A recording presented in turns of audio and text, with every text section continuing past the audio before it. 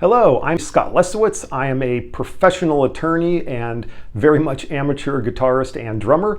And today I will be reacting to some clips from music expert extraordinaire Adam Neely's video about the Ed Sheeran copyright infringement trial, in which he is accused of copying the song Let's Get It On, performed by Marvin Gaye and co-written by Ed Townsend, for Ed Sheeran's song Thinking Out Loud. Now, for those of you who are unable to slay a three-headed dragon with your guitar playing abilities like Yngwie Malmsteen and I can do, here is the first clip from Adam Neely. Use music theory vocabulary to explain why. The drum grooves are identical, the bass line is the same, the chord progressions are nearly identical, the harmonic rhythm is the same, and the melodies are phrased very similar. All right, some points here. One is that the copyright law divides the copyright of music into two parts.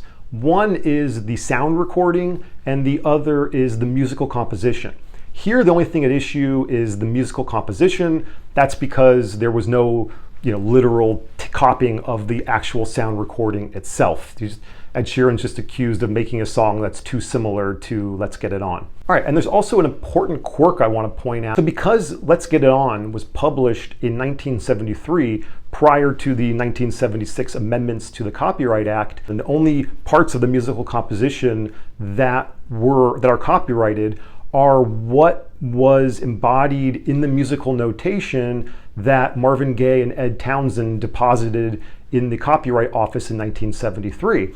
And that's important here because what they deposited with the Copyright Office did not include the drum or bass lines. It included the other elements, but not those two. So the judge has already ruled pre-trial that there cannot be any evidence or argument related to the bass lines and drum lines being the same. No. So to be clear, what the jury will be deciding is whether there are substantial similarities between the two songs, but only in relation to the copyrighted elements of Let's Get It On. Another thing I'd like to just point out, FYI, Rick Beato did a video comparing the two songs as well, and he said, unlike Adam Neely, that the melodies of the songs are completely different. I can't say which one is right, although I will say that Adam Neely has much more dreamy eyes. Hello to my wife in case she's watching.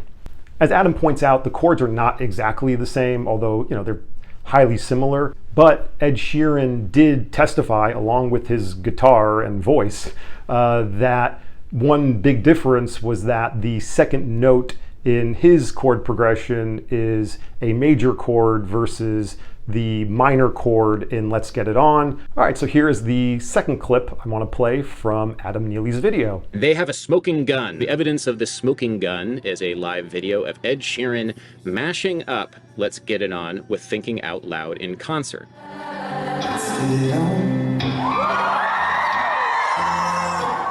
This, to me, is not particularly damning. If you're familiar with the Axis of Awesome's 4-chord mashup songs that use the same progression generally are easy to mash up with one another and aren't evidence of illegal copy. So while I, of course, agree with Adam Neely, who apparently shot his video either on a cruise ship or a very elegant-looking jail cell, you can take nearly any two songs with the same 4-chord progression and mash them up. You gotta look at this from the point of view of an average typical juror.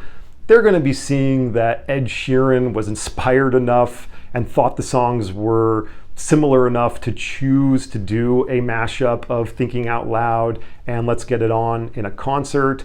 And also I note that Adam Neely refers to the Axis of Awesome video. Ed Sheeran's attorneys actually played the Axis of Awesome video for the jury as an example of how you could, do mashup. All right, so I'm going to go ahead and play the third and final clip I want to play from Adam Neely's video. It sounds so similar are stylistic. They are what make those songs fit within a given style, a pop soul ballad. Songs that are in the same genre will tend to have the same musical characteristics, like anticipated beat 3, super common. If you don't use the very limited number of chords, scales, and melodies that are associated within a particular genre, you won't be writing in that genre. Let's Get It On uses a common chord progression that neither Marvin Gaye nor Ed Townsend invented, and They also used a rhythm that was similar to other soul R&B songs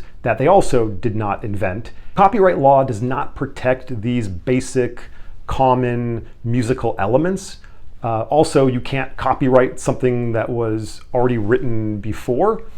However, copyright law does at times protect a unique original combination of otherwise unprotectable elements.